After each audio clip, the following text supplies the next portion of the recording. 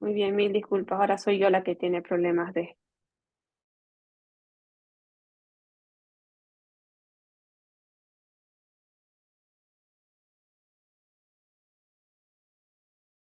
mundo maravilloso. Enséñanos a cuidar de él, enséñanos a ser más conscientes sobre la manera de cómo vivimos. Muéstranos dónde podemos hacer un cambio en nuestra vida para ayudar a preservar este mundo hasta tu segunda venida. Amén. Muy bien, hoy nos acompaña nuevamente el profesor Grimaldo en este nuestro módulo de calendario ecológico. Como primer punto tenemos la continuidad a la segunda sesión, que es el tema de la proyección de las matrices y dibujos que ya tenían algunos. Vamos a empezar con lo que es San Antonio de Lomerío, por favor. No sé si está por ahí el profesor Pocoena.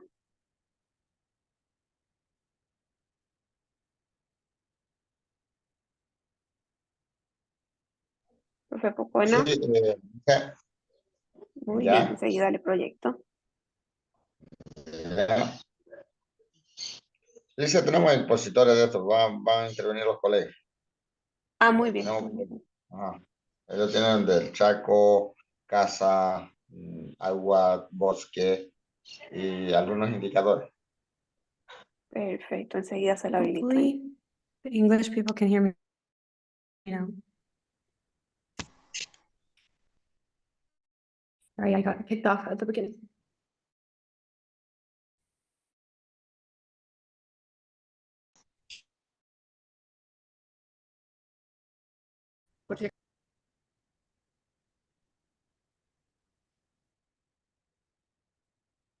Muy bien, San Antonio de Lomerío, entonces les doy paso a quien vaya a exponer. Ya, primeramente saludarlo a todos. Hicimos el trabajo recabando las informaciones de este calendario, cómo se podía hacer. Y entonces, eso es lo que pudimos para hacerlo. Tenemos los expositores del Chaco, que colegas, el que le toca de poner el Chaco, vamos exponiendo.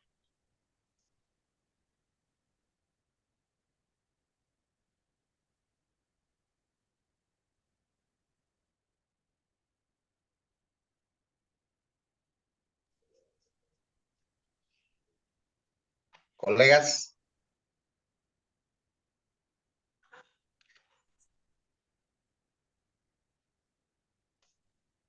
ya, sí,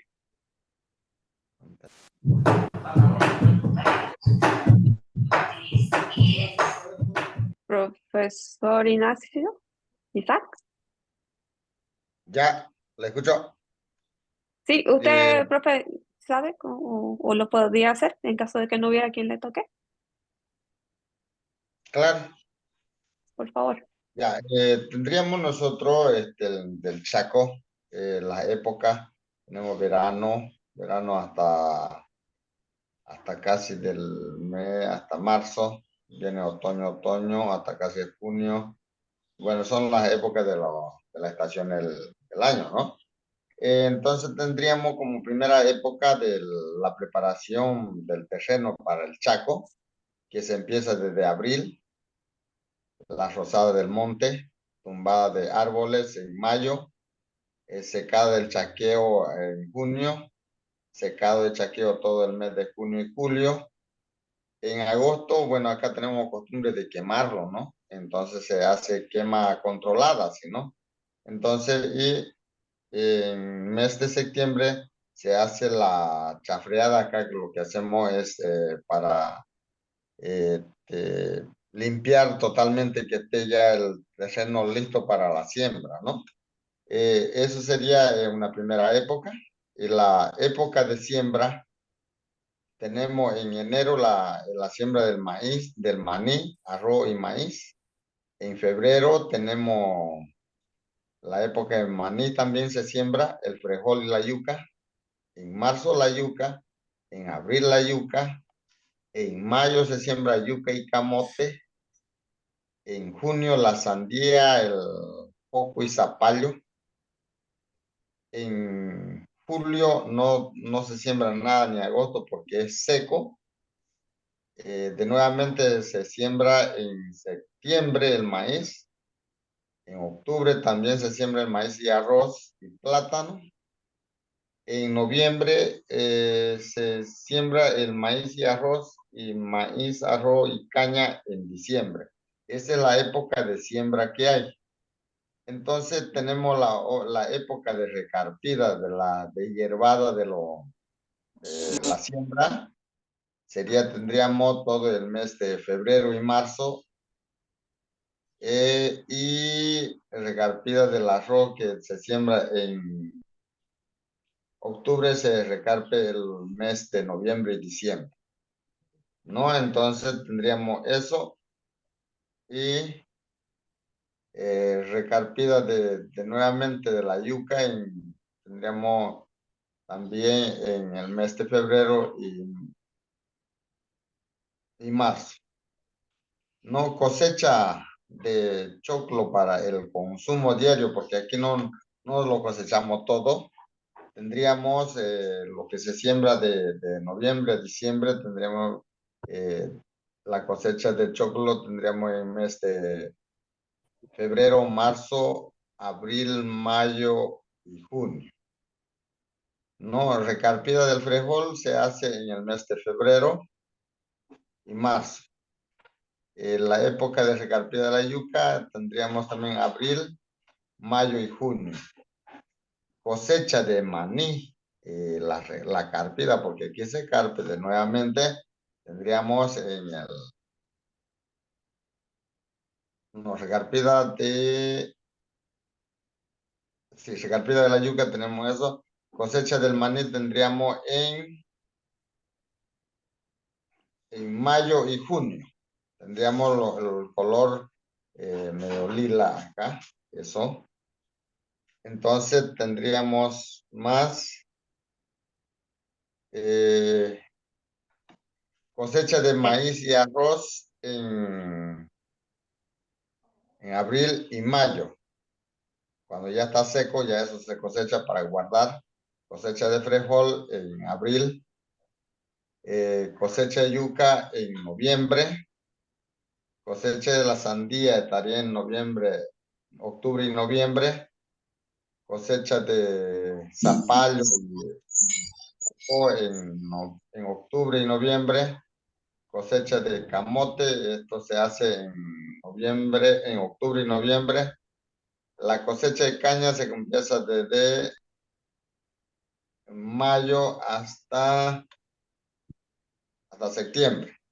Eso sería en el Chaco, ¿no? Que tenemos, ese es el calendario para el Chaco.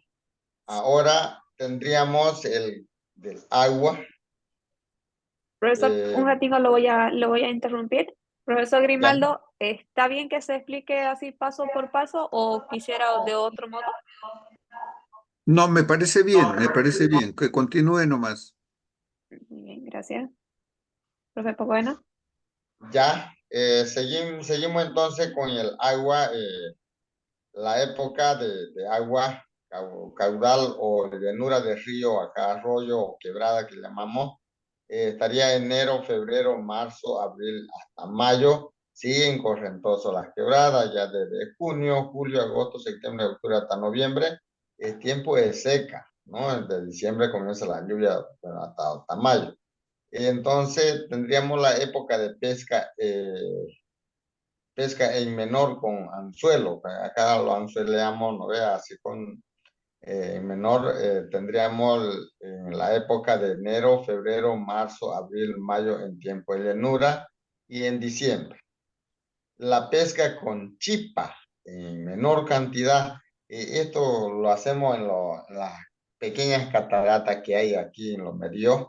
En el mes antesito de la Pascua, hay una que seguramente que es el traslado del pescado a otro lado. Entonces tendríamos en el mes de marzo y abril. Cuando brincan el pescado en unas cataratas o en un besito lo llamamos acá, entonces nosotros sacamos con chipa, pero en menor cantidad. Y la otra época de pesca con barbasco, con raíces, hoja y tallo, se empezaría del mes de julio, agosto y septiembre, cuando ya se sueltan las quebradas, ya no están corriendo, quedan las pocitas nomás de agua. Entonces ahí la gente de la época de ir a embarbascar y sacar el pescado. Almacenamiento de harina de pescado, esto se hace en agosto. Por qué lo pusimos esto, almacenamiento de harina de pescado? Cuando van a pescar o a embarbascar la gente, ellos traen cantidad de pescado y no se lo puede acabar en un momento.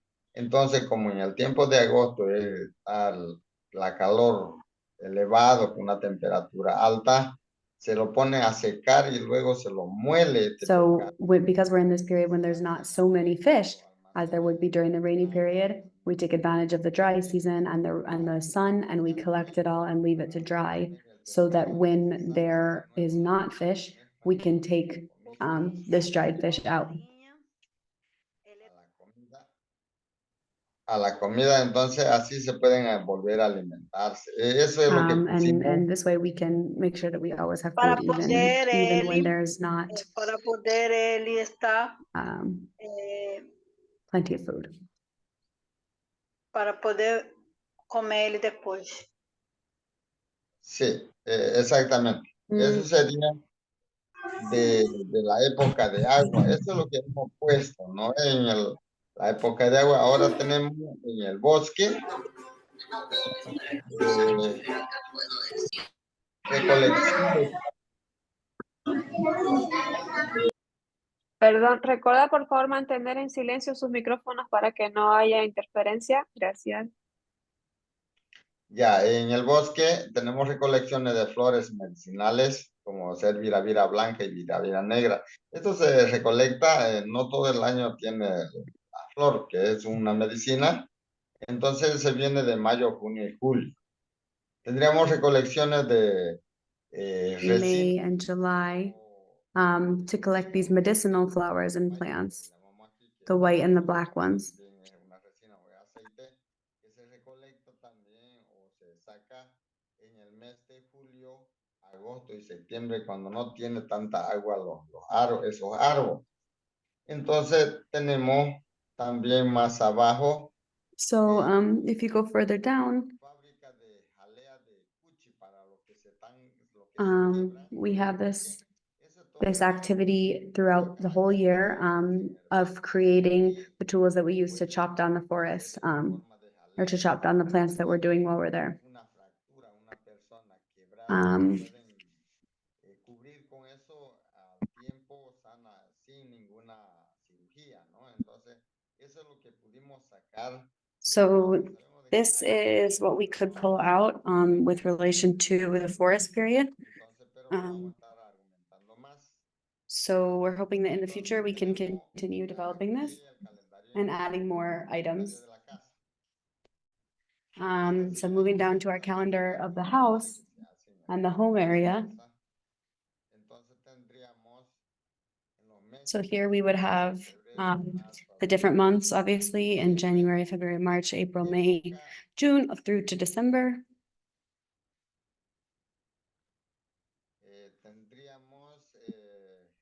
We would have the summer period in January, February, March.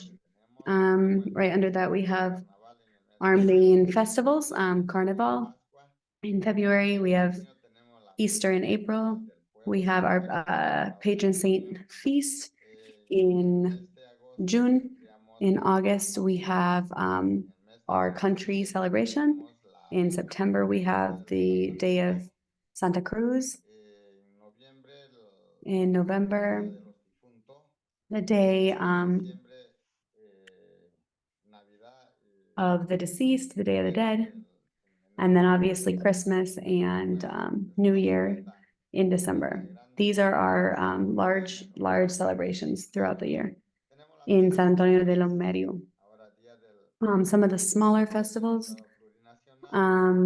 is the day of our plurinational state in February, the candle or light festival, Father's Day, Earth Day, Mother's Day, Day of Saint John, Saint Ignatius of Loyola, Santo Domingo, Students' Day, Saint Francis, Saint Martin de Porres, the Immaculate Conception. These are kind of the smaller festivals and celebrations. A continuación, So, tenemos la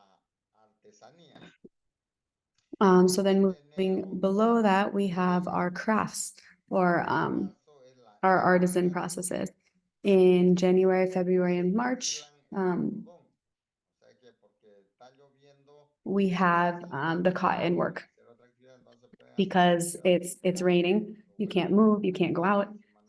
So you're very isolated, and so you are working with your cotton. You're spinning it during this period.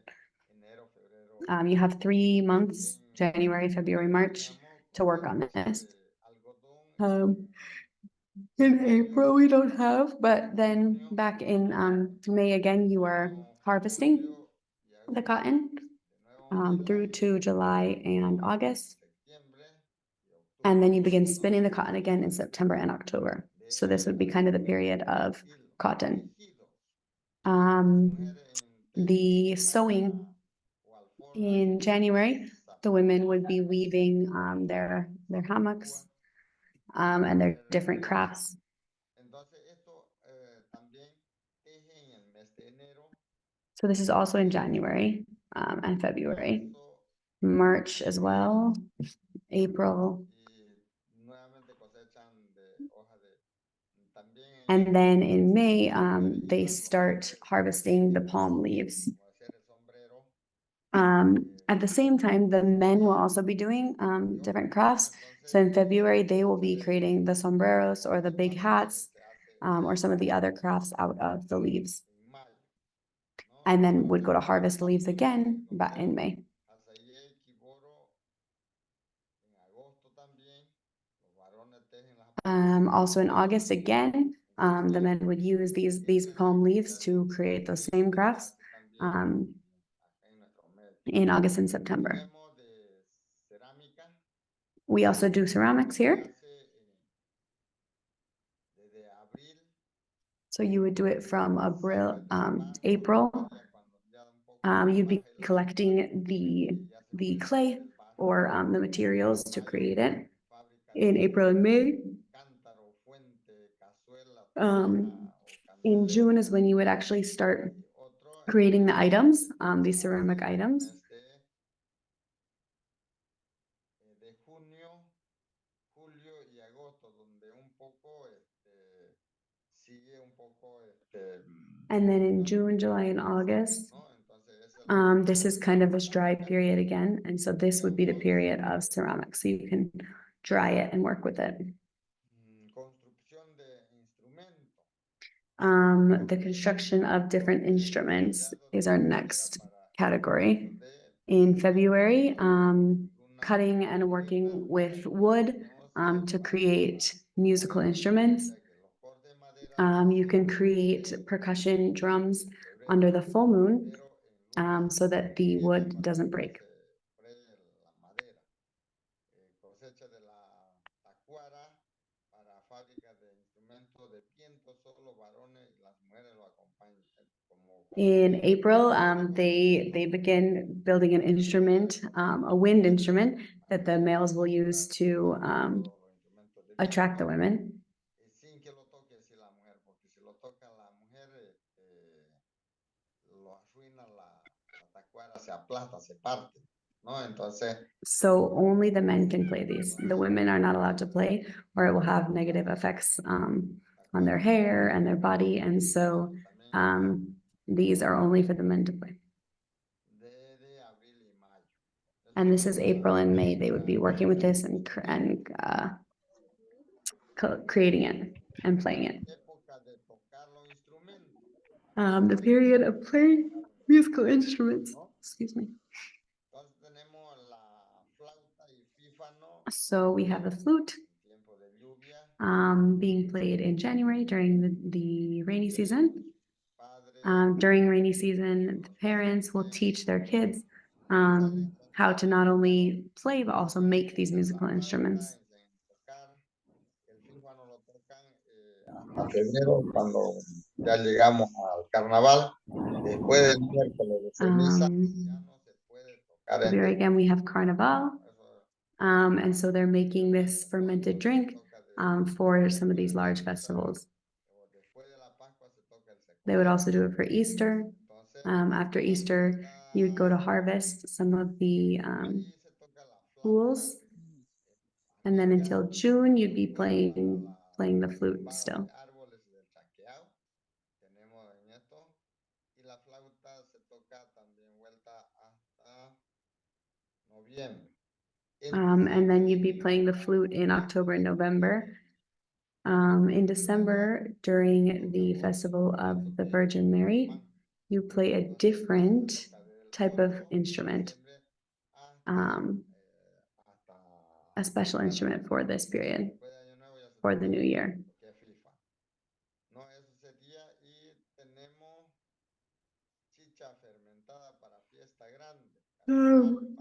As I said, there's this fermented drink that we would use for our big holidays, like Carnival, Easter, Christmas, New Year's.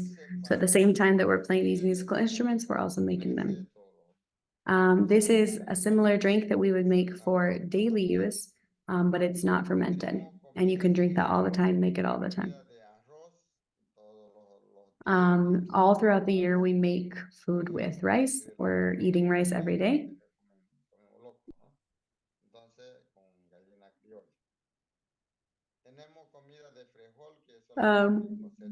Food, though, with beans, we can only do that when we're harvesting the beans. So this would be March and April. Making food with cassava for us is from June, July, and to August. Kind of with fish as well. So you're eating the two together. As you fish, you can eat your cassava. We cook with plantains all throughout the year, every day, every month. En realidad su nombre es el agua de maíz, que se hace también todos los días porque el maíz tenemos todo el tiempo. Entonces se va a hacer todos los meses. So then we have, with corn, we're also using all throughout the year. We have mote here that we make with corn and beans and peanuts as well when there is no meat. And so this we are doing pretty much April through to the end of August. And this is for, like I said, for the drier periods when the males can't go hunting. This would be what we would be eating. If there's fish, we'll eat it with fish, but when you can't get meat, you make this. The next section is Easter. During this period, we have a tradition of doing this activity where you basically care for someone who is close to you, one of your friends during the Easter period. So this would be basically not only April, but also May and June.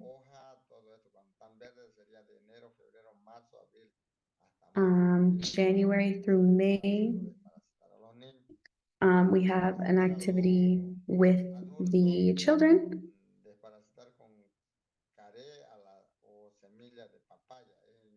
And then we do the same thing with the adults in February. And at this time, we're also planting papaya.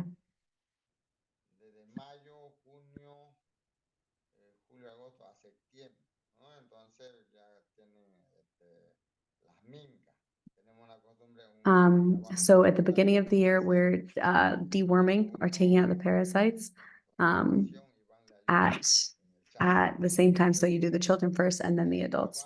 That's what the seed of the papaya fruit would be used for at the same time. You can see here communal work or help is all throughout the year, whether this be cleaning our community areas or your farms. And then in November, we clean the church area. Lo resaltamos, no pertenece a él. Entonces vamos más abajo. So now talking about hunting, we hunt most of the year, and then every single month we're also raising or mining the domestic animals for our families. Now also to talk a little bit about some of the signals or secrets or some of the cultural aspects. So we have a lot of similarities between a lot of the some of the people that have presented.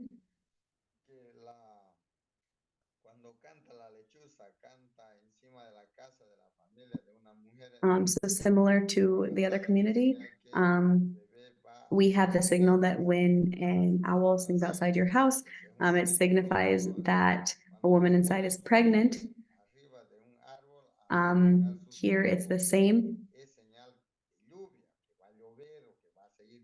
And here specifically, it's that your baby is going to be a girl.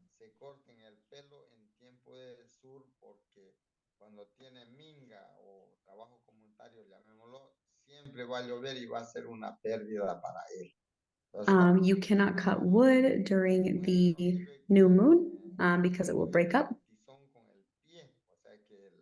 or it will bend. Porque su hijo va a nacer de pie, o sea que no nace normal. Entonces tendríamos, otro nos sirve dejar los utensilios sucios, porque cuando tenga sus hijos salen sacamiento o mal de ojo, ¿no? Los niños tienen un malestar de ojo y va a estar mal, ¿no? So lots of beliefs, a lot of ones that are similar. Women who are pregnant, they can't go fishing.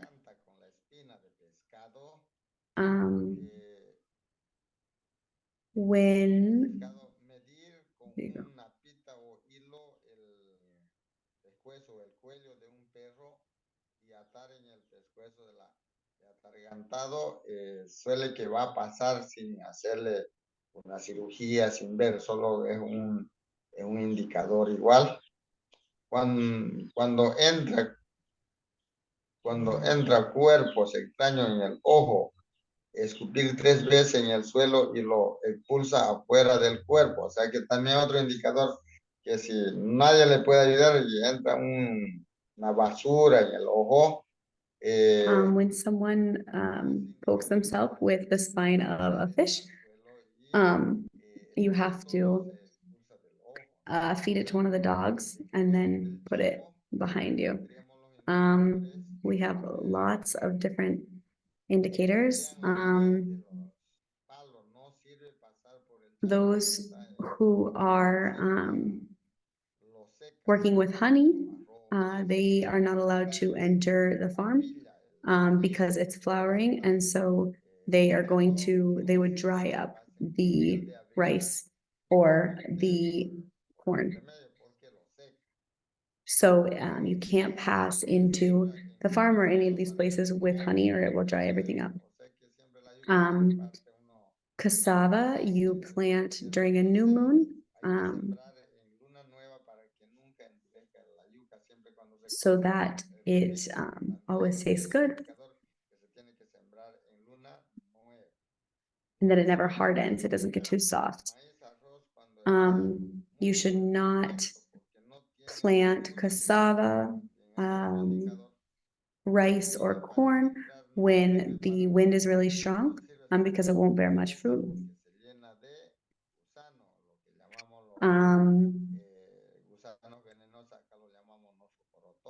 At certain times, you have to be careful with the seeds because they will have a lot of worms if you put them in your mouth. So you have to be careful in the farm which seeds you're working on.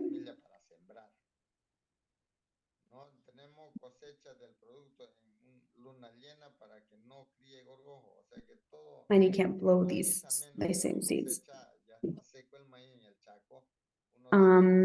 You should harvest most of the products during full moon, tetilla que se lo pueden comer.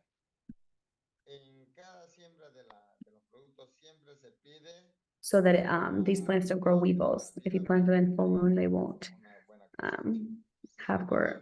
have weevils. Muchos gusanos, porque sabemos también Um, cuando hay siembra, we have many worms here, so when you're planting, muchas plagas de gusanos que se la comen. you're going to see many, many different worms Siembra, that eat the leaves of what you're planting. cosecharlo a los gusanos, ponerlo en una hoja de buembe que llamamos aquí y meter en el rescoldo para que desaparezcan esos gusanos. Y And so we have also certain rituals or processes you can do so that the worms disappear. This would be the farm section. So moving to the mountain or the forest section that I already mentioned. You shouldn't cut wood during the new moon or it will break.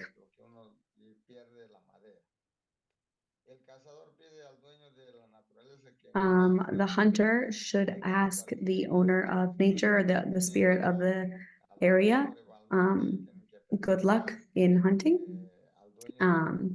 with anything that they kill for their food. Ask permission and ask for luck. When one of the birds here sings back to back close to the house, this is a bad sign. And what you have to do is go outside with salt and throw it with your left hand and do not look behind you so that nothing bad will happen to you.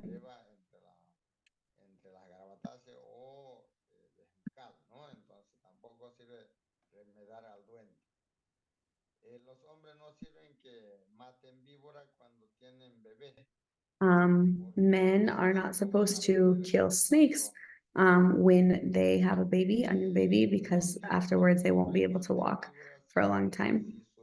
Men also should not kill anything if their wife is pregnant, so that Entonces, no later on they don't bother the family. In the water section, when the macono bird sings in the green trees here, it's a sign of rain.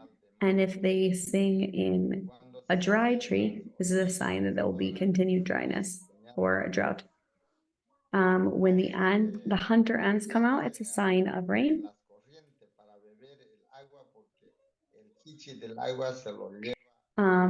You should not drink water in some certain areas of the water here because the spirit of the water will take your soul. So you have to drink water in running water, flowing water. The fishermen using their hook should use green leaves.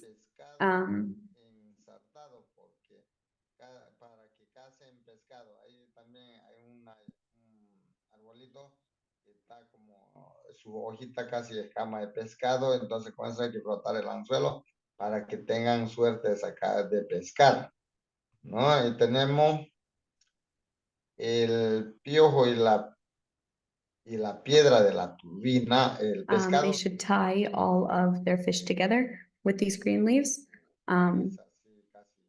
when they're fishing. The fishers would also tie a little rock or something to themselves so that they have good luck in fishing. And as I already said, the pregnant women should not go fishing.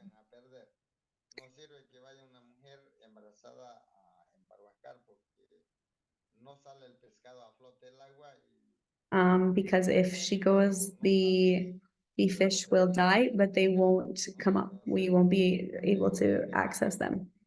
So this is our indicator. During rainy season, when lots of rain is falling,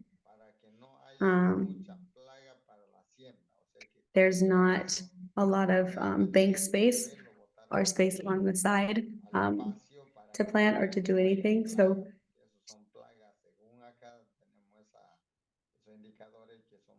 during this period, you have to leave space along the water since there isn't plenty. You have to leave it for planting. So this is kind of what we have to share based on our calendar, based on our investigations. That's what I could share with you. Muchas gracias, profesor Pacoena. Profesor Thank you very much, Professor. I'll pass it over to Professor Grimaldo. I want to congratulate you on the work that you've done on your investigations and explorations of the ancestral knowledge that exists in the culture where you are.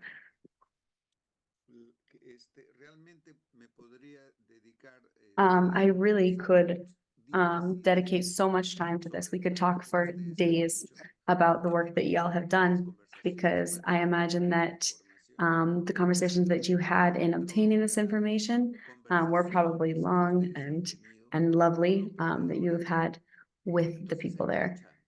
So there's lots of knowledge about caring for these life spaces. We hear what you say Chaco, where you are, we say Chacara here. A little distinction between our words. We say Chaco when we mean we're going to harvest, but in the mountain or the forest. This is what we would call chaquera, like you say, when you go to take fruits from the forest, the natural ones.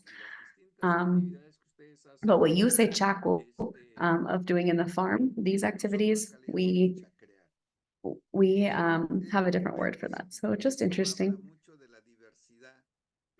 This speaks a lot about the diversity, the different ways we can understand the activities in every single one of our countries and life spaces. One thing is also that we can see that the same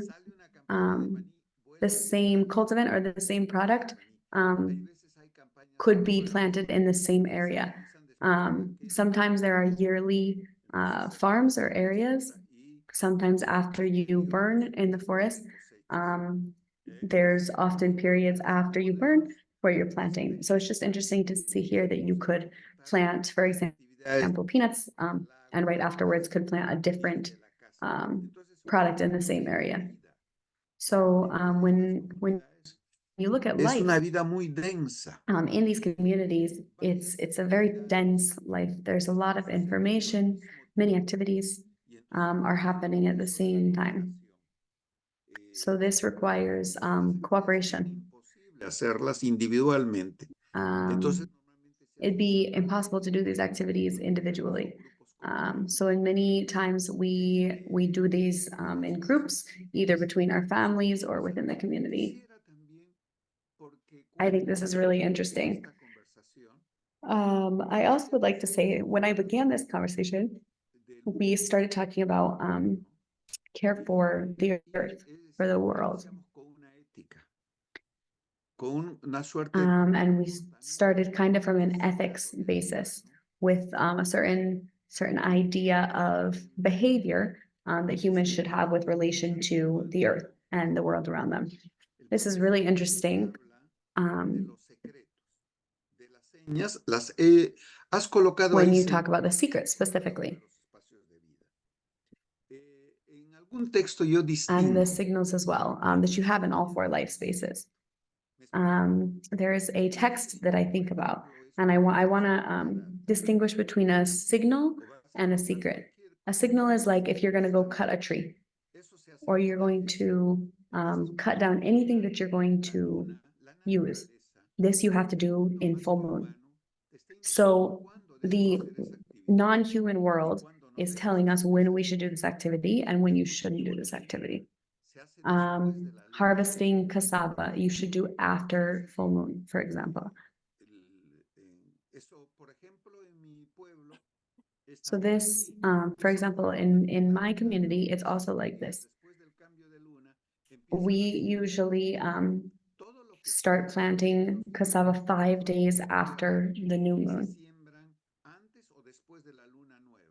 So most things that you're planting in the ground, you either plant 5 days before or 5 days after the full or the new moon. But if we talk about like plantains, it's either before or after the full moon.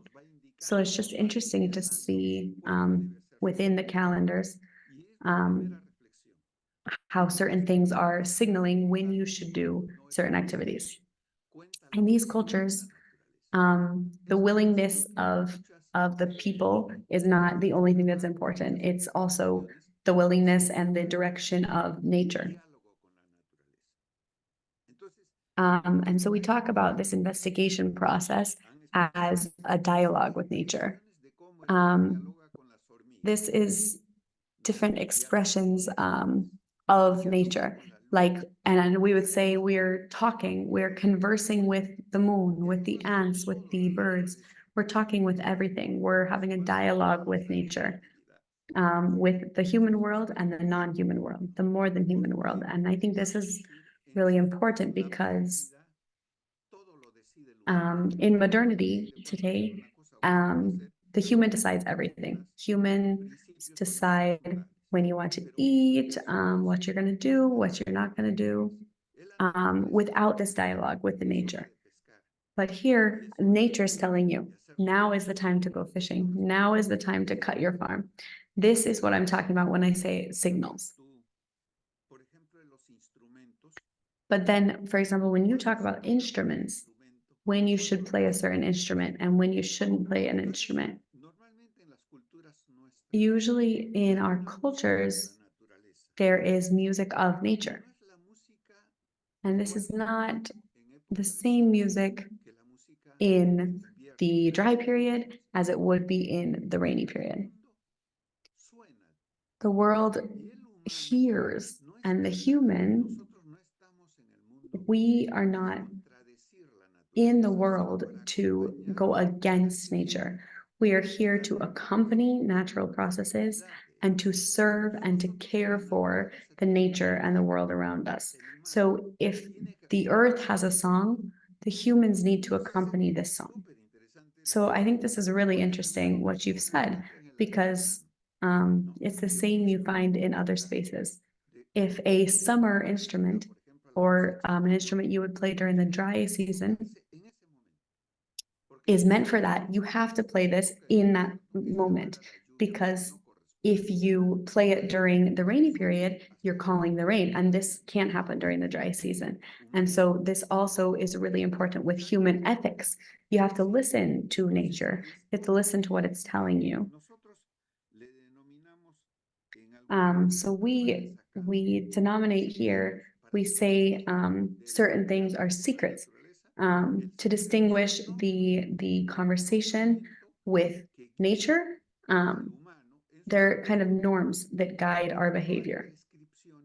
For example, there's certain things that you have to do, and there's certain prohibitions, things you can't do. A woman who is menstruating can't enter the farm, for example, to plant or to harvest. In some moments they can't enter because their life cycle is not corresponding with the cycle of nature. Same with a pregnant woman cannot be in the creek, in the fishing spaces, because their cycle is not with the cycle of life. They are in a level of emergency, but the fish are not. The fish are in this different space. And so you can see the contradiction between what our life is and their life. So this is what we would call the secrets. These are the norms that prescribe or tell you you should do this or you can't do this, based on certain things. And these secrets explain to us, they explain to us how we should behave based on the behavior of the community. It's just like how children, they would learn these from their parents. You can do this or you can't do this. Here, you can't have sexual relations before you go to harvest the cassava, because we say that cassava is also a different human, it's a different person, and so you have to have respect for them. So the way we say is that it's not us as a human subject. We are an object of nature as well. So it's a conversation between not only the human subject, but also the human or the person of nature. So again, I could talk about this forever, about every single aspect. We could write books about them. So I love listening to what you've done. Thank you for your efforts. And I look forward to seeing what you create. I hope that you draw this so I can see it in a visual way. But thank you. All right, so we're gonna go pass forward to Brazil now. Yaurete.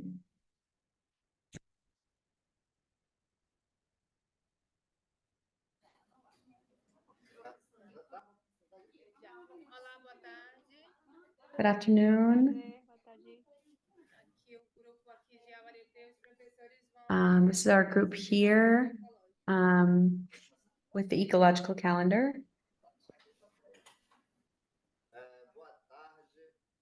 Good afternoon, everyone.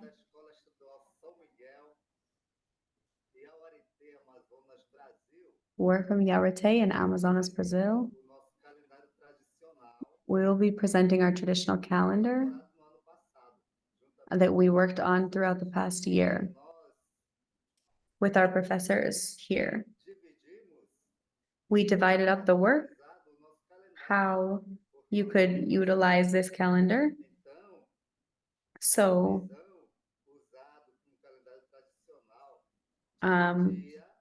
what we have done is we divided up by each month in a traditional manner what we would be doing, what we would be using.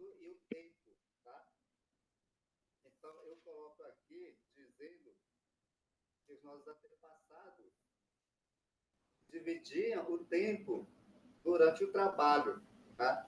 Era o tempo de fazer a roça, a época de plantio, a época de colheita. So we're breaking this into all the different periods again. Period of rain, period of shrimp, of rain again, of different animals, different items.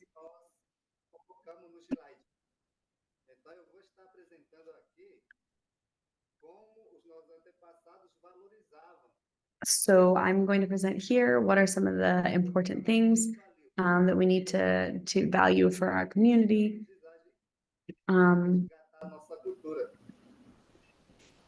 So that you can understand our culture. I want to explain how we've broken things up now. So in January here, it's the period of rain. Last year we had, remember the big drought in Amazonas, which was unusual for us.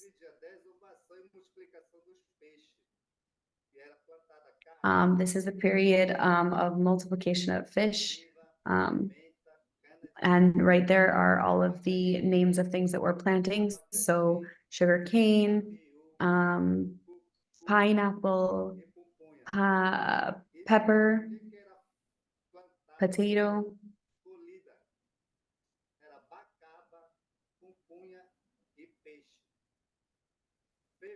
And we're harvesting fish here and some other aspects.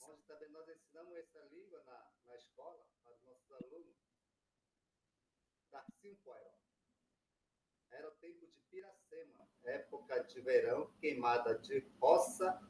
Plantação, cará, batata, maneira. Moving on to February, this is our period of shrimp, when we have a lot of shrimp. The piraquema is coming out. This is when we would be burning certain areas of our farm. You're planting again yams, still peppers, still sugarcane, still pineapple, many of the same things. And then you're collecting, beginning to collect some of these same things, pupunya. And in March, this is the period of lots of rains and floodings. So we see a lot of different animals coming out, still planting most of the same things. And we're harvesting the same plants that we were harvesting in February. Como podemos observar, está repetindo o tempo, né? Vamos dizer, o tempo de colheita. Maré, de bacaba, pupunha, camarão. Tá? Abril, tempo de chuva novamente. Tempo de piracema. In April, again, it's the rainy period. Many of the same fish are out again. We're still planting yams, peppers, sugarcane, still pineapple. Adding a little bit more though during this period because of the rains. Still harvesting mari and bacaba.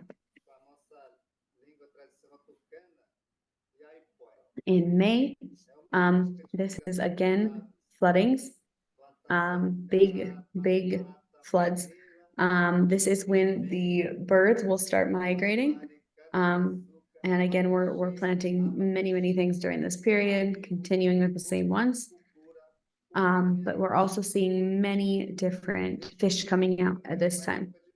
Mandi, candia, aracu, many different fish because of the floods. Nessa época também tem açaí do mato. É uma época bem rica na nossa região, tá? Onde nós colhemos e sustentamos as nossas famílias. Aqui o nosso colega professor Jacel. In June, we have the rainy period again, but I'm going to pass it off to one of my colleagues to continue. Good afternoon, everyone.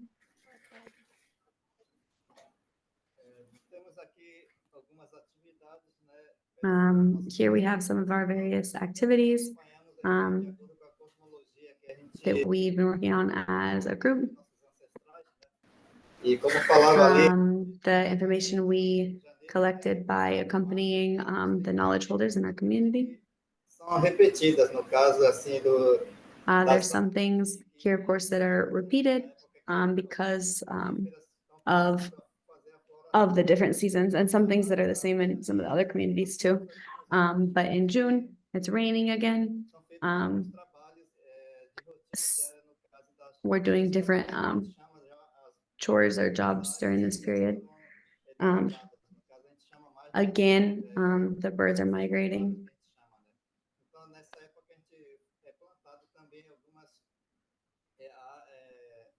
As manivas também que são de ciclo curto também, né? De 8 meses a 6 meses. Então ali nessa época nós temos também em junho nós temos algum tempo que é tempo de 3, 4 dias, ou às vezes tempo mais importante também que a gente chama de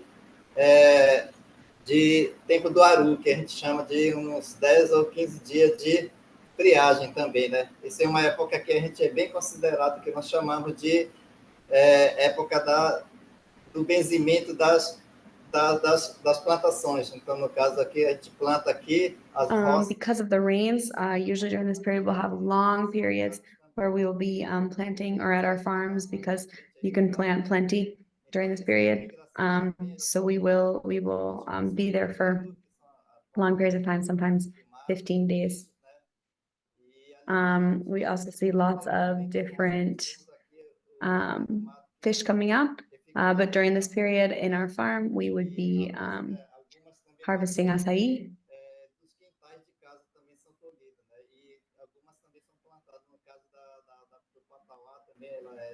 Às vezes nós plantamos aqui no entorno de casa, que nós chamamos quintais de casa, né, e também nos roçados, né? Já em julho, já é época menos chuvoso também, ela tem suas partes diversificadas do plantio também. In July too, the rain continues, so once again, this is still a big period of farming, of being in our farms. We start to see the farmers working more with planting and working with the products that they're harvesting in their homes to a serem usufruídos, né? Então, em agosto, nós também temos um, que é a época the animals are also starting to migrate during this period. In August, the rain kind of starts to go down a little bit, decrease, but the cloudy period continues. So this is a period for us when we are really cleaning our farms and preparing them. de algumas frutíferas que estão de ciclo curto, né? Então, no caso de milho e cupuaçu que nós colocamos ali, Still, certain fish and birds are migrating, and during this period, we would be harvesting corn and cupuaçu in our farms. também temos verão de 15 dias a 20 dias, né? Porque um período onde a gente vai trabalhar mais com as capoeiras. Still during this time, we would have long periods where you would be working in your farm, doing different things. Capivaras também, que é Also, que eles trazem we see a lot of the animals coming out. Right now, some of the flowers. outros tipos de variedades que eles vão plantar também através da migração deles, né? Então, eles trazem algumas So for us, it's important too to watch these migrations of the animals, the birds, and even some of the other animals, because it gives us good signs of what's happening. In October is when, or September and October is when the summer period starts. So when it's hot and not so much rain. quero destacar aqui em setembro, é uma época que eles voltam a fazer aquele ciclo de janeiro e fevereiro. Por isso que a gente colocou aqui a época de plantio, que é voltado mais para esses 2 meses do início do ano, né? Então, já em outubro, é uma época que quase que a gente já falamos de época da safra, da colheita, né? A maioria dos animais também, eles voltam a fazer suas migrações, né? Por exemplo, aqui o Iercé, que é o porco do mato, ou caititu. So in September, because it's this dry period, this is when a lot of the animals are moving and beginning their migration. Então, aqui começa novo ciclo de florescimento. This starts kind of a new cycle of us of planting and everything. So as you can see in October, like again, cupuaçu, it'll begin flowering. É a época de que os animais silvestres começam a usufruir as partes mais onde tem o plantio. Lá mais adiante nós colocamos aí também e florescimento cupuaçu. Por que que You can see on the far right side, cupuaçu is flowering again esses animais estão in October. e ao mesmo tempo apresentam escassez de peixe também, né? This is a very popular fruit, so we put it here. But at the same time in October, you were experiencing a kind of lack of fish available. Sending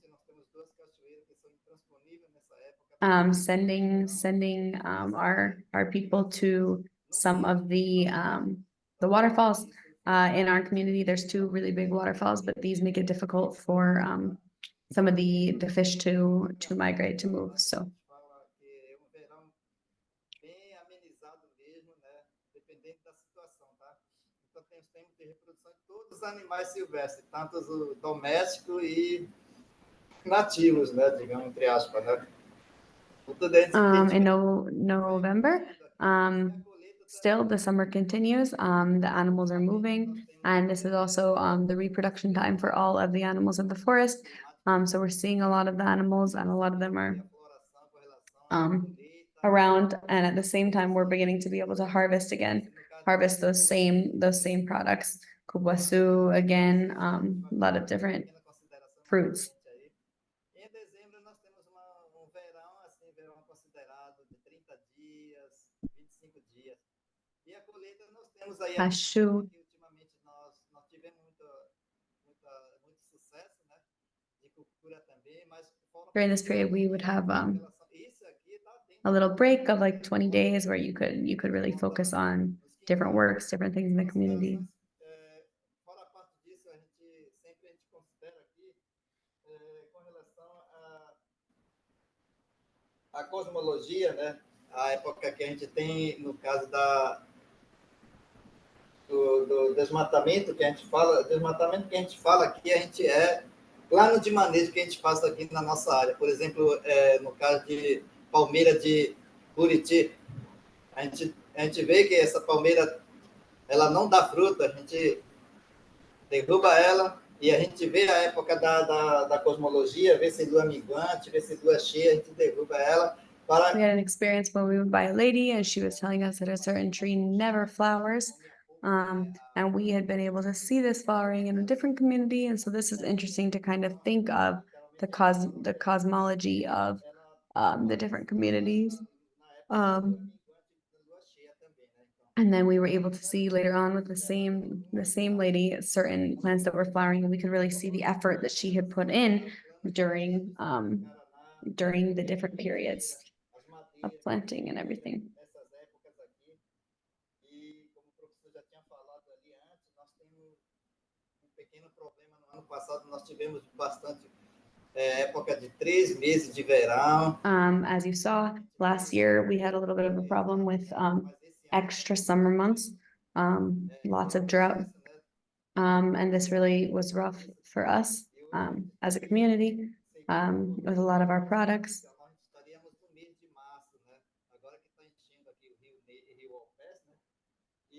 And now, if you've seen, it's raining plenty in the south, so we're having a lot of changes. And this also affects the animals, and our local processes as well.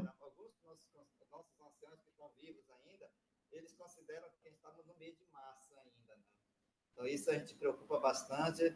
E os nossos filhos também, alguns dos nossos filhos até estão comentando por que está chovendo no mês de maio tanto agora. We, like you said, we treat the plants as our children. We say, oh, why aren't you growing? Why aren't you flowering? Yeah, you're not as far along as you were last year. So this kind of management or conversations with our plants and our communities are very important. Not only conversation, but our relationship.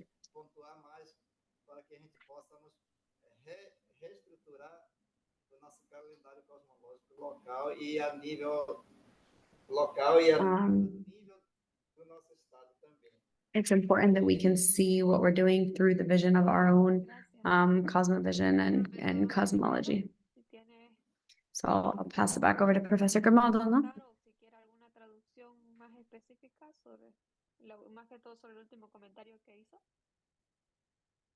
Bueno, sí, es exacto. Yes.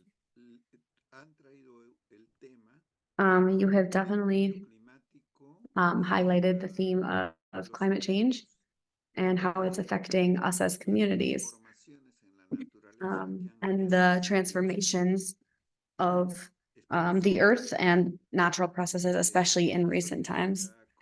I want to express my solidarity with the communities of Brazil, especially Rio Grande do Sul, that is really suffering these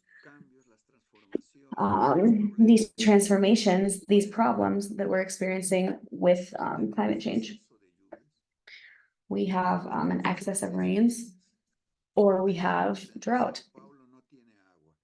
There's periods when Sao Paulo doesn't have any water. And then there's periods when it's there in abundance. So let's look at the migrations that you mentioned. These are very connected with the cycles of flowering and fruit bearing of the forest. A little bit more detailed work on everything that's happening in the forest. If you were to do this, you would see that many of the trees are flowering and bearing fruit in very certain periods. And then there's other periods when it's really few trees. The greatest flowering of trees is when there's the most rain. But when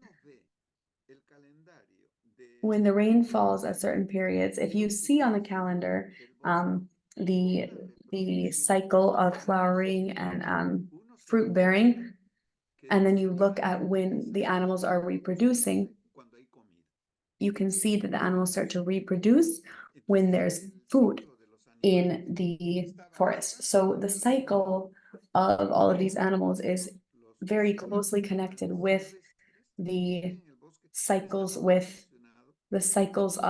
the forest. The quantity of fruit and food that there is in the forest.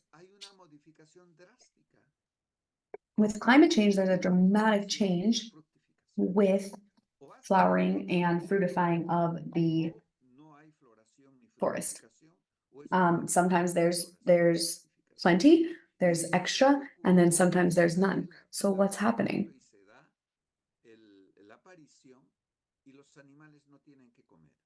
The animals see that these fruits are appearing or they're not appearing and they don't want to eat. So there's periods of kind of a breakdown between this classic link between the life cycles.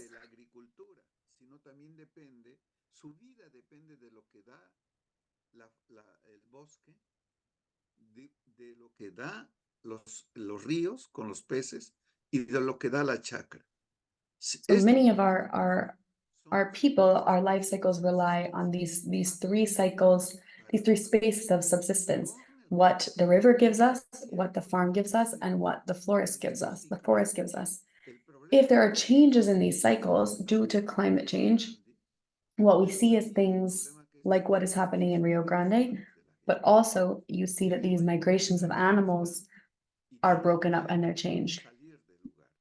There isn't food where the animals expected before, and so they have to move.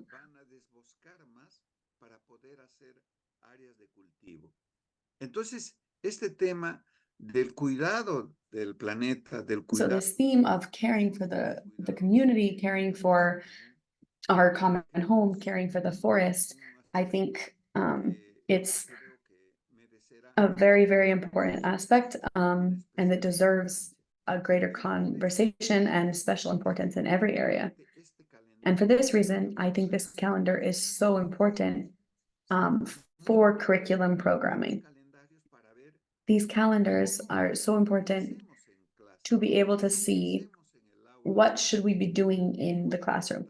What we're doing in the classroom is very important. And it's important that we keep in mind what's happening outside of the classroom so that we can link what's happening outside of the classroom with what's happening inside the classroom. These two spaces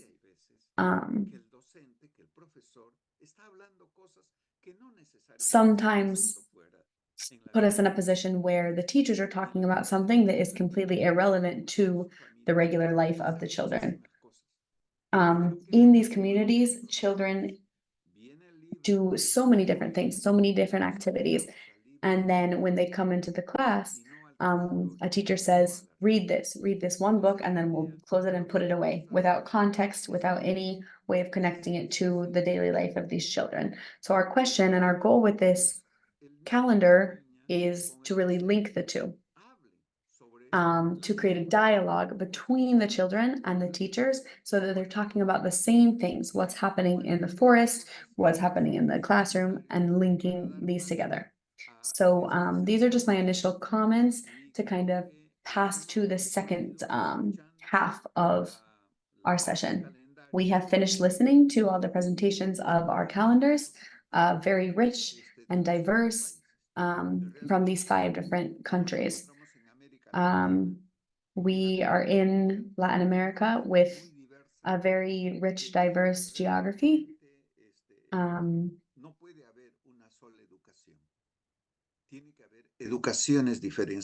Really, we can't have one educational system in this area. We need to have various and various processes. So now I want to thank the work that you all have done. I think it's really important, especially in Latin America, to synchronize what is happening inside the school with what is happening outside of the school. So we're now going to pass on to how can we use this calendar to plan with the curricular calendar. So one of the first things that we're going to do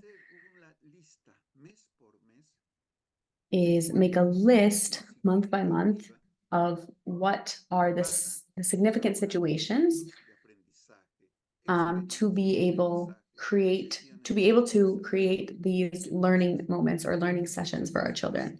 And you have this presentation in English, so you could pull it up on the side. So first, what we have to do is determine the significant situation.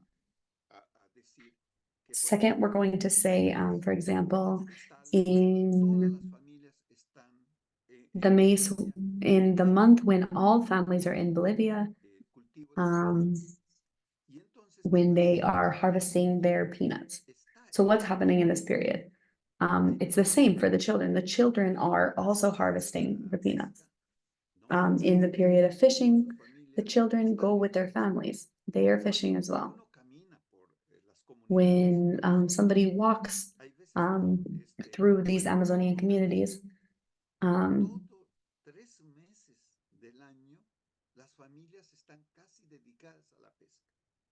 you can see that sometimes 3 months of the lives of these communities, they're dedicated to fishing.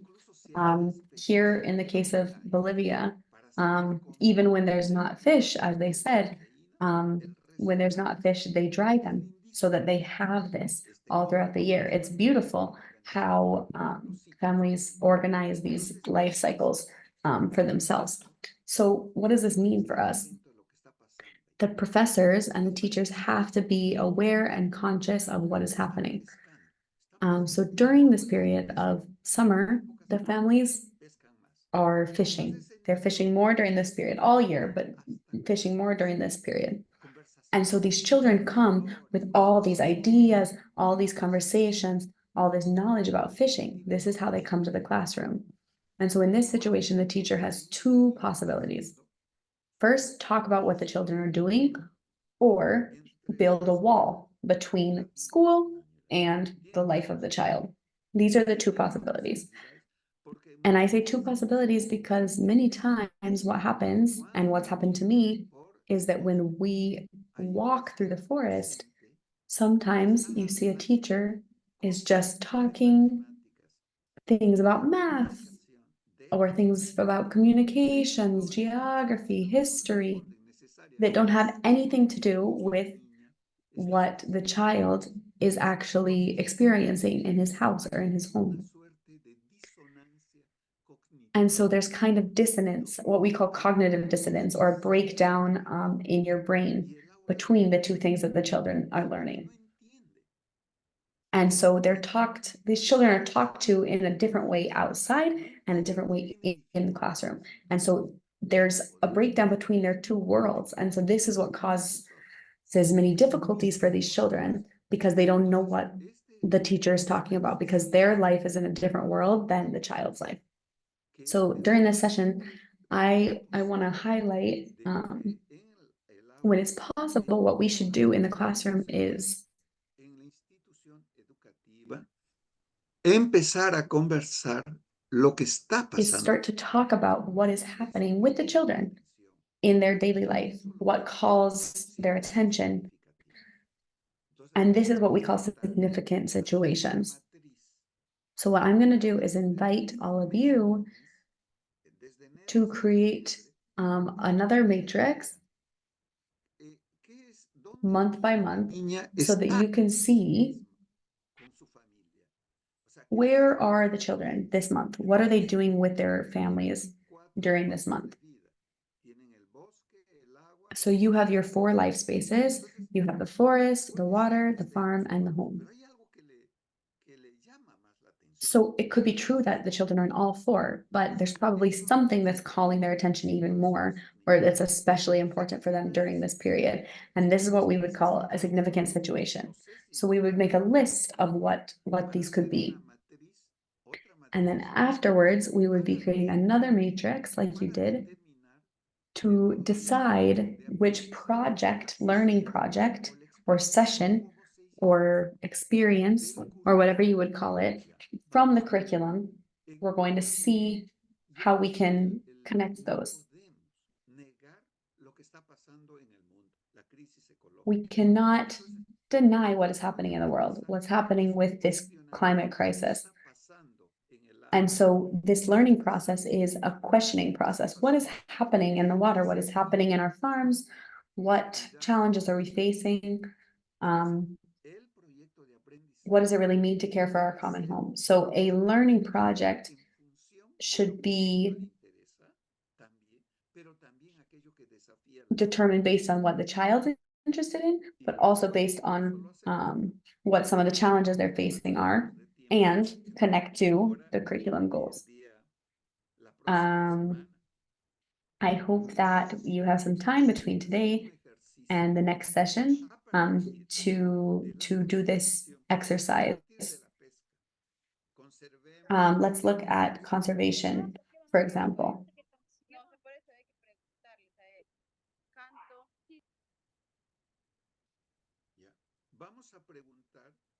We're going to ask, what is the project that we've chosen? It could be weaving, it could be ceramics, it could be anything that's happening in the community. And what I want to invite you all to do is, based on this project, what are we going to do in math? What are we going to do in history? What are we going to do in geography? What are we going to do in the other subject areas? Physical education, religion, everything. 7, 8 different subjects. We want to know how these areas will focus on this common point, this common idea between the children and the teacher. So we're not going to talk about numbers in an abstract space. We're going to count fish. We're going to count cassava. We're going to count peanuts. We're going to count trees. We're going to do a situated, contextualized education process.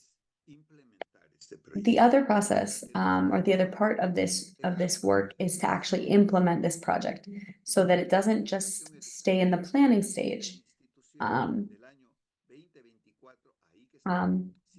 If we look at,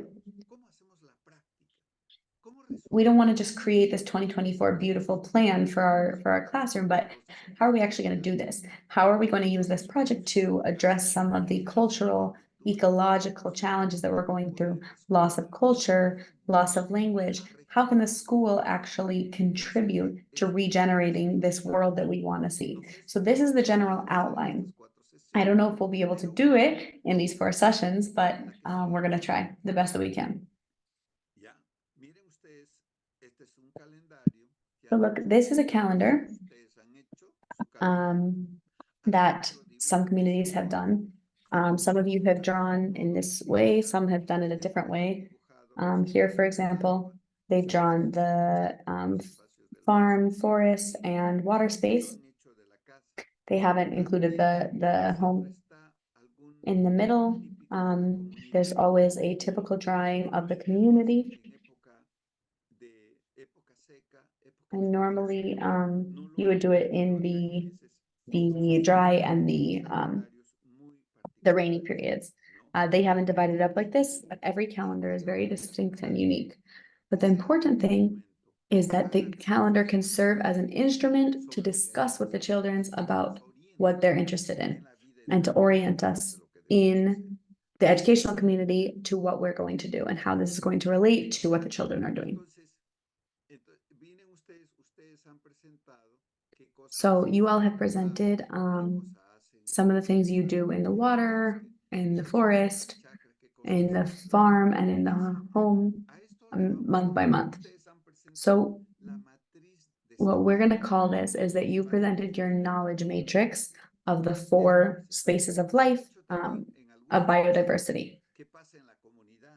Some of you have also talked about what happens in the community, the celebrations, the school community.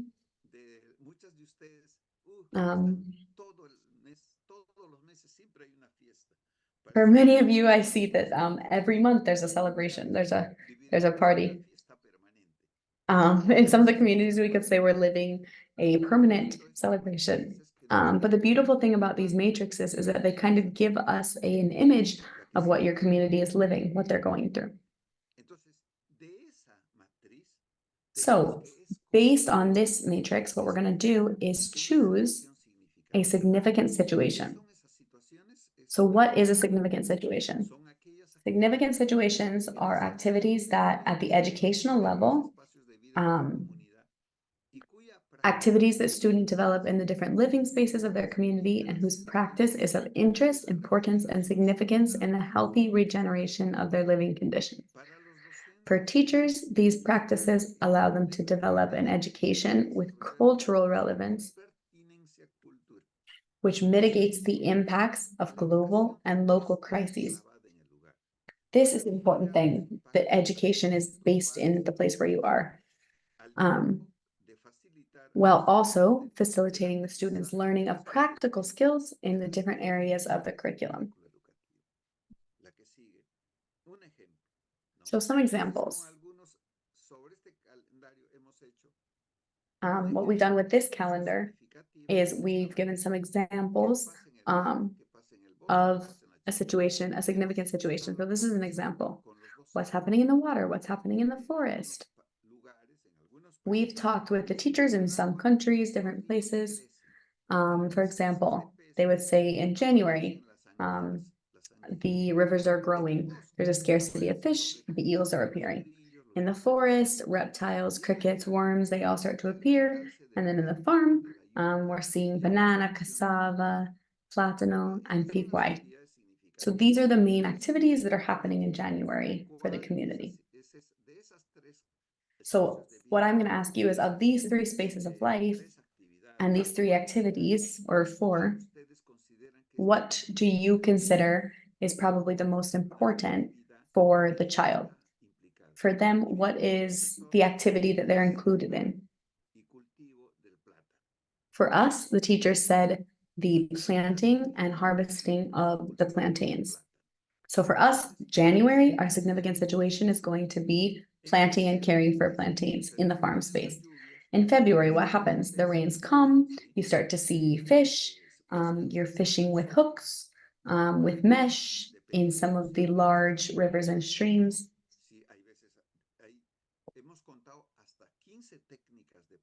We've counted about 15 different ways of fishing. So we have lots of different ways, and the different types of fish that are coming up with their individual names. In the forest in February, what's happening is production of what you call requia. Here in February, this is a very rich time for the animals in the forest because this is when they're flowering and bearing fruit. In Peru, it's January, February, March is when a lot of this is bearing. So the trees are flowering, starting to produce fruit.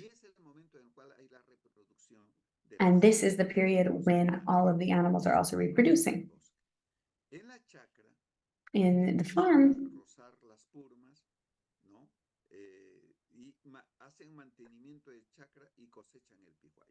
they are harvesting pijuayo, they're maintaining their farm, and they're creating this kind of rub with one of their plants. So again, where would the students be the most involved in these three main activities?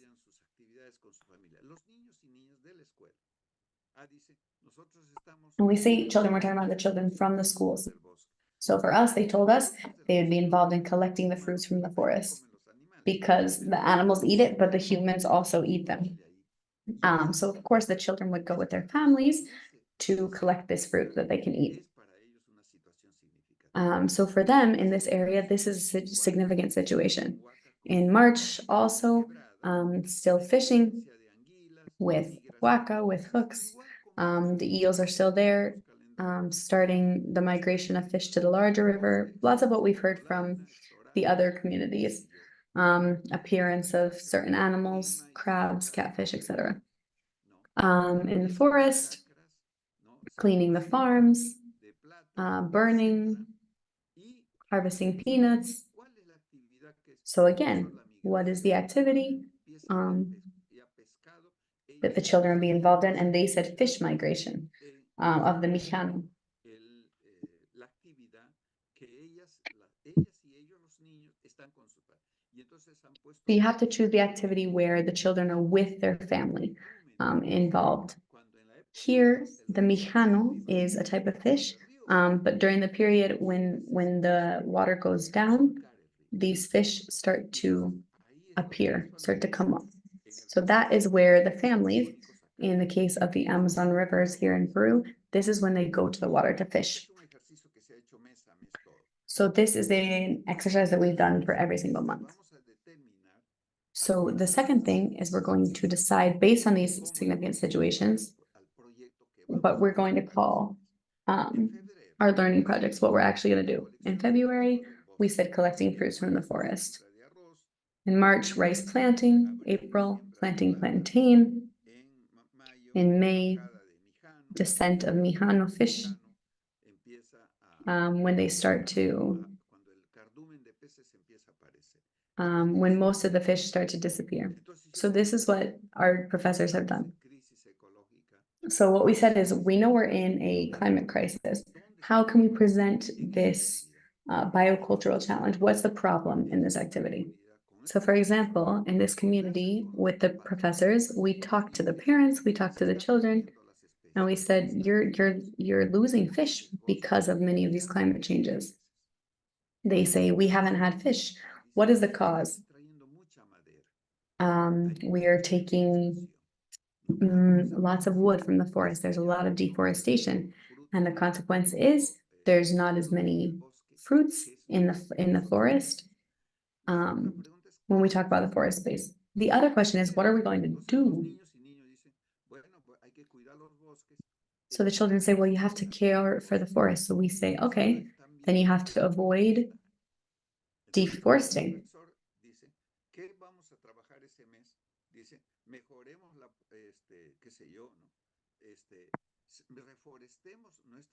So when the kids say, what are we going to do this month? What will the teacher say? They will say, let's reforest our community with fruit trees.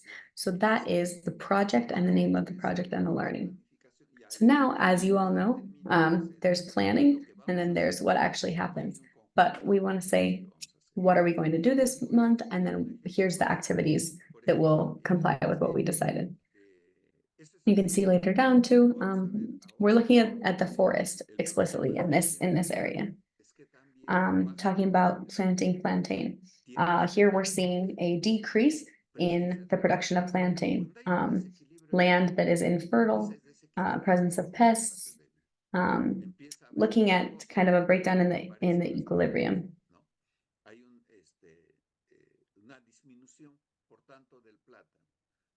So just a decrease in plantain. So us, when we see a decrease in plantains, for us, it's fundamental in our food. A decrease in plantain, as we're seeing in some of these families, is rough. What are some of the alternatives? Don't use pesticides, plant in systems of diversified cultivation.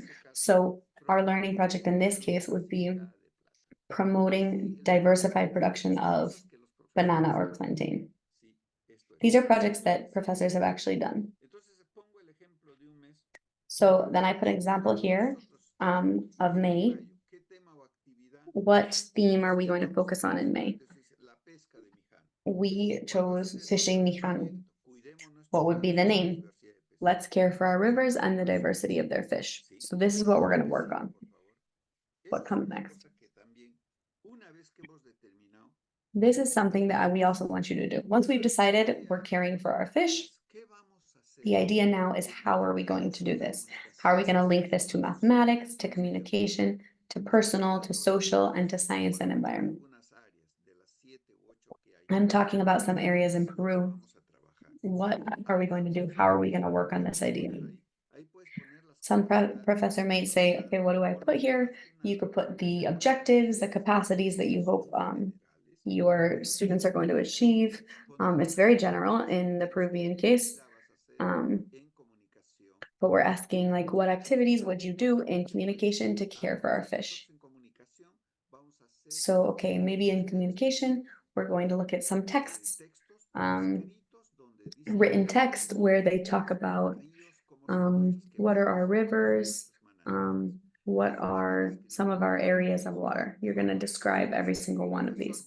In other cases, some of them say we're going to describe the different types of fishing techniques, but everything is connected at the level of the child, at the level of the community, and the conversation links to what they're doing outside of the classroom. I don't know if we'll be able to achieve this or talk about this for next week, but I would like if for the next session we can at least get to this point, determining significant situations and seeing how we can integrate these moments together with very concrete examples. But I'm going to pass through really quickly the other sheets, even though I could give you lots and lots of examples. De hecho, si pudiéramos dejar esta para la siguiente sesión, porque como movimos un poquito la fecha, tenemos un siguiente módulo dentro de poquito y tenemos que hacer so we're going to leave these other slides for the next session because we have another module right after this. Good. So here's where we will remain on this last slide. We will work up to here for the next session, if that's possible. Muchas gracias, profesor Grimaldo. So I don't know if there's any questions before we finish out based on what we've heard today, what we've heard so far. Si tuvieran alguna consulta o una pregunta, tenemos todavía un poquito de tiempo. We still have a little bit of time if anyone has questions. If not, you could send them by WhatsApp for the next question. And I could share them with Professor Grimaldo before the session starts.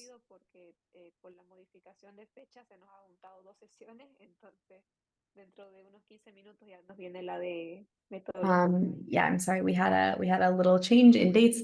So we have our other module on the isolated methodology in 15 minutes after this. So I just want to make sure we get there on time. Well, anyway, thank you for being with us again today. Sorry, we always have to finish quickly.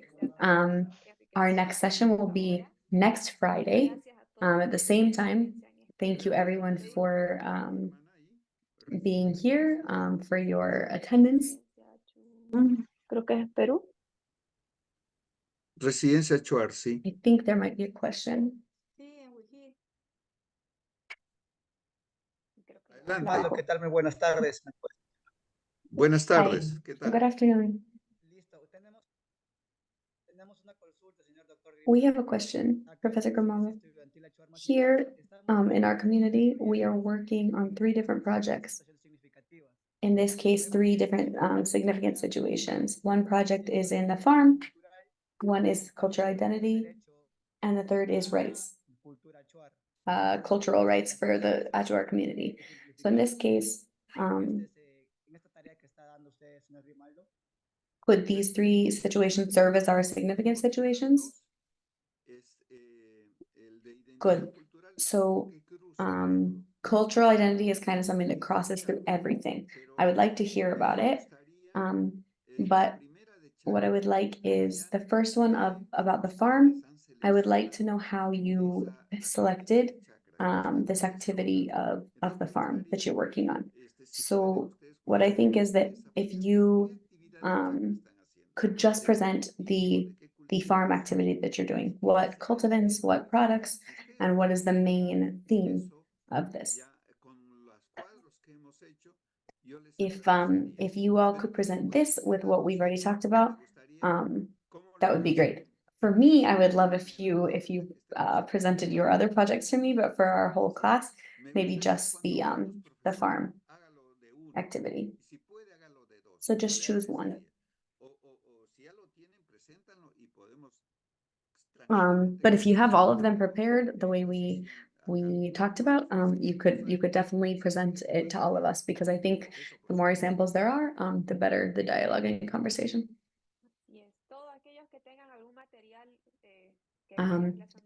Everyone already has the content that we presented today. And anything you have, you can please share with Professor Grimaldo. If there are no other questions, I would love if everyone could please turn their camera on so we can take a picture. Just click on the little camera button at the bottom of the screen so we can take one all together. Quiero agradecer. Sí, hermana. Por mientras que ¿Me prenda escucha? la... Sí, sí. Hermana Marta, adelante. Sí, sí, profe, quiero agradecerte porque One extra question. I think this theme is really, really important and necessary, especially for all of our communities and for the REBA communities as they've shared. What they've shared about this calendar is just so important.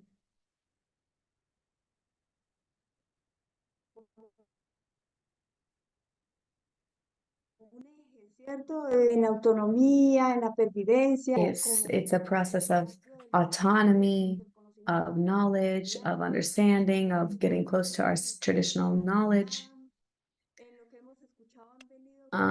What we've heard from everyone has been really lovely about life, about these autonomous processes, these self-guided processes, how we can incorporate our unique characteristics with relation to territory, with life spaces, with everything that we're working on. For me, it just seems super, super important for all the teachers, for the community.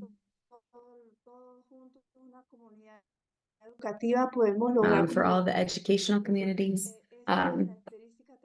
It's also a characteristic of the indigenous communities, talk about their cosmovision, talk about their spirituality, and of course, caring for our common home. So thinking about how we can start teaching these to our children, especially the young ones, and how we can connect it to their daily life is just so important. So I just want to say thank you very much for presenting this, for talking to us about how to revalue our culture. It really is lovely. Well, thank you. I thank you for your words. As you said, if nobody cares for this, nobody will know, will forget about it. It's a fundamental theme to care for our territory, and to govern it well. And this calendar, in some ways, is a very good estimate or effort to get close to territorial understanding. Good, so I think they have another session now. I'll leave them. Thank you again, Professor Grimaldo.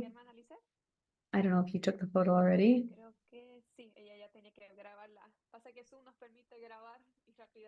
Yes. Good, well, thank you everyone then for your attendance. We will see you in the next session, which will be Friday the 24th. Just remember there was a slight change.